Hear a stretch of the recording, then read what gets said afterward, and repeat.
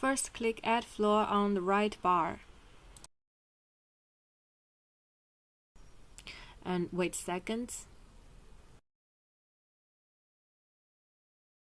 Then we are on the upper level. It is exactly the same as the first one. Then click the hole on the left and then draw for the place that you want to create double height.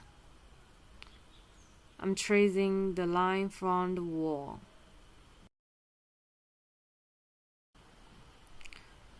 Draw a closed rectangle.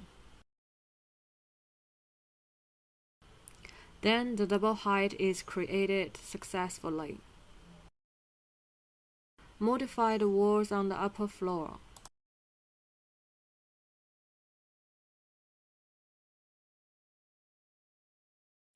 Go back to the ground floor and have a check by click Render.